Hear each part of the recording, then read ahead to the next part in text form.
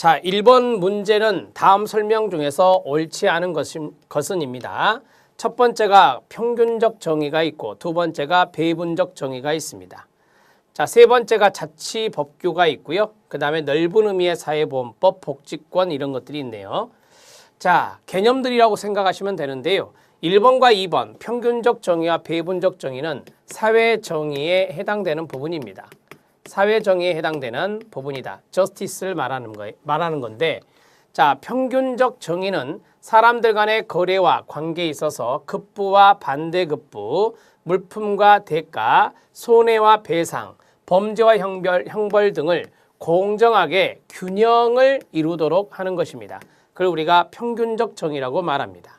같은 것은 같은 방법으로 이러한 것들을 우리가 균형이라는 단어로 쓴 건데요. 자, 같은 방법으로입니다. 자, 범죄를 저질렀다. 형벌을 받아야 되겠죠. 그러면 같은 범죄를 저질렀으면 그 형벌의 내용도 같아야 된다는 것입니다. 같은 것은 같은 방법으로가 평균적 정의가 됩니다. 자, 두 번째 배분적 정의는 개인 차를 인정하는 겁니다. 모든 사람에게 각자의 능력과 가치에 알맞도록 재화와 명예를 공정하게 나누어 주는 것을 말합니다. 배분적 정의는 다른 것은 다른 방법으로입니다. 다른 것은 다른 방법으로입니다. 자, 차이를 인정하라라고 하는 거예요. 그게 바로 이제 개인차 인정이다 이렇게 말을 했는데요.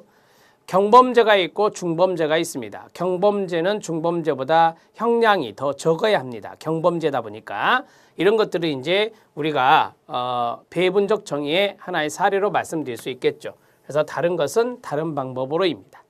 자, 자치법규는 자치법규입니다. 우리가 자치법규의 조례와 규칙이라고 하는 것이 있죠. 조례와 규칙이 자치법규에 들어갑니다. 지방자치단체가 법률에 의하여 인정된 자치권의 범위 내에서 자기의 사무에 관한 조례와 주민의 권리와 사무에 관하여 제정된 자치에 관한 시행규칙이 있다? 틀렸습니다. 시행규칙이 아니라 제가 그랬죠. 규칙입니다. 시행규칙은 총리령, 부령과 같은 바로 시행규칙은 명령에 해당되는 겁니다. 명령에 해당되는 것이 시행규칙입니다. 지자체장이 제정하는 것이 규칙이고요. 3번 지문이 잘못된 게 들어있었죠. 3번 지문에 체킹하고 4번, 5번 보겠습니다. 4번 넓은 의미의 사회보험법들이 쭉 들어가는데요. 자, 넓은 의미의 사회보험에 공무원 연금도 들어가고 군인연금도 들어가고 사립학교 교직원 연금도 들어갑니다. 넓은 의미의 사회보험법은 국민연금법, 공무원연금법, 군인연금법, 사립학교 교직원연금법, 국민건강보험법, 산업재해보상보험법, 고용보험법, 노인장기요양보험법이 있나요? 네, 맞습니다. 복지권이라고 하는 것이 있습니다. 복지권의 동의어가 생존권, 사회권입니다. 생존권, 사회권을 우리가 복지권이라고 말할 수 있는데요. 모든 국민이 인간다운 생활을 누리는 데 필요한 복지 서비스를 누구로부터? 국가로부터 보장받을 권리를 복지권이라고 합니다. 맞습니다. 1번의 답은 3번입니다. 2번 문제 들어갑니다. 자, 2번 문제는 사회법과 사회권에 대한 겁니다. 거기에 대한 설명으로 옳지 않은 것은입니다. 사회법 용어는 사회법이란 용어는 독일에서 시민법 원리에 대한 부분적 수정 원리를 바탕으로 하여 나타난 것입니다. 그래서 우리가 사회법을 근대 시민법의 수정이라고 말합니다. 근대 시민법의 수정이라고 말하는 것이 바로 사회법이라고 합니다. 맞습니다. 사회권은 사회적으로 생존하는 인간으로서의 개인이 자신의 생존이나 생활의 유지 및 발전에 필요한 조건들을 확보해 줄 것을 민간에게 요구하는 것이 아니라 앞에서 말했죠. 국가에게 요구하는 국민의 권리입니다. 2번 잘못되었습니다. 사회법은 근대 시민법의 원리인 사유재산 제도나 계약 자유의 원칙이나 과실 책임의 원칙을 뭐한 것이다? 수정하는 것이 바로 사회법입니다. 실질적인 자유와 평등을 보장하고 있습니다. 맞습니다. 시민법의 원리 3가지가 나왔네요. 첫 번째, 사유재산 제도, 계약 자유의 원칙, 과실 책임의 원칙. 이런 것을 근대 시민법의 원리라고 합니다. 시민법의 원리가 4번에 있습니다. 사유재산의 사회성입니다. 두 번째는 계약의 공정성입니다. 세 번째는 무과실책임주의입니다. 시민법의 원리와 다르죠. 시민법의 원리가 이렇게 수정되면 이것은 사회법의 원리, 자, 그러한 것들이라고 할 수 있는데요. 이것과 같은 집합적인 원리로 변화하였다라고 했습니다. 자, 4번 지문 잘 보세요. 시민법의 원리는 이와 같은 집합적 책임의 원리로 무엇됐다? 변화되었다라고 했습니다. 그럼 여기 있는 1번과 2번과 3번은 시민법의 원리가 아니라 사회법의 원리가 되는 거죠. 사회법의 원리가 됩니다. 앞에서 말씀드렸죠. 시민법의 원리는 이와 같은 사회법의 원리로 변화되었다. 이렇게 생각하시면 됩니다. 4번 지문 맞습니다. 4번 지문도 꼼꼼하게 잘 살피셔야 돼요. 자, 2번이 잘못되었네요. 5번 지문 들어갑니다. 5번 지문은 사회권이 헌법으로 규정된 것은 1919년 독일의 바이마르 헌법부터 시작됩니다. 사회권의 시초는 바이마르 헌법 1919년입니다. 독일입니다. 자, 정리가 됐고요. 2번의 답을 2번으로 처리하시면 됩니다. 3번 문제 들어갑니다. 자, 3번 문제는 법원에 대한 내용입니다. 별표.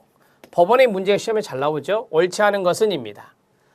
헌법은 국민의 기본권을 보장하는 근본 규범입니다. 가장 강한 효력을 가진 상위법이 헌법입니다.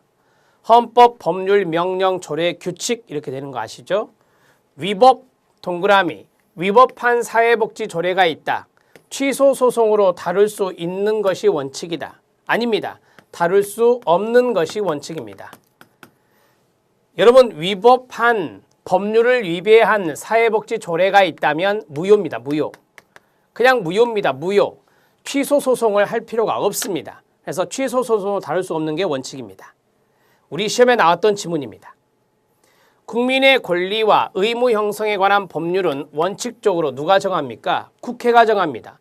법률 제정은 국회가 한다는 거 아시죠? 시행령이 있습니다. 시행령을 다른 말로 대통령령이라고 합니다.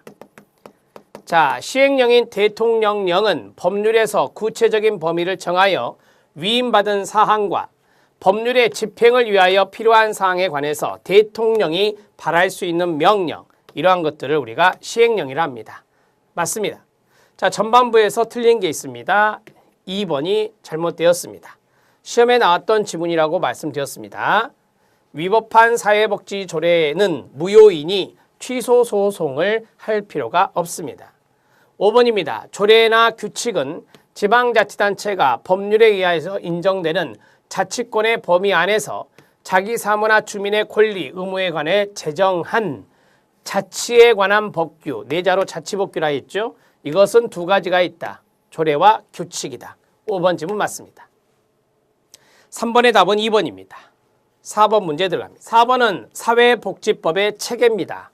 사회복지법의 체계에 관한 설명으로 옳지 않은 것은입니다. 사회보장기본법입니다. 이것은 당연히 국회에서 제정을 하겠죠. 맞습니다. 지방자치법규에서 지방의회는 조례를 뭐합니까? 제정하는 거죠. 지방의회 의결을 거쳐서 조례가 정해집니다. 맞습니다. 헌법은 사회복지법의 법원이 됩니다. 가장 상위의 법규범을 우리가 헌법이라 합니다. 맞습니다. 장애인복지법 시행규칙입니다. 시행규칙은 장관이나 총리가 하는 명령입니다. 장애인 복지법이라 했으니까 관장 부처가 어디입니까? 보건복지부죠. 따라서 보건복지부 장관이 제정하는 것입니다. 맞습니까? 네. 보건복지부령이 됩니다. 보건복지부령이 바로 시행규칙이 된다라고 보시면 되겠습니다. 따라서 보건복지부 장관이 제정하는 겁니다. 자, 조약은 법원의 판결에 의해서 효력이 발생한다? 말도 안 되는 소리죠. 이 조약은 행정부 단독으로 하는 겁니다. 행정부 단독으로 체결하는 것이 조약입니다. 법원의 판결에 의해서 효력이 발생되는 것이 아니라 4번의 답은 5번이 잘못되었습니다. 4번 문제 어렵진 않죠? 충분히 풀 수 있습니다.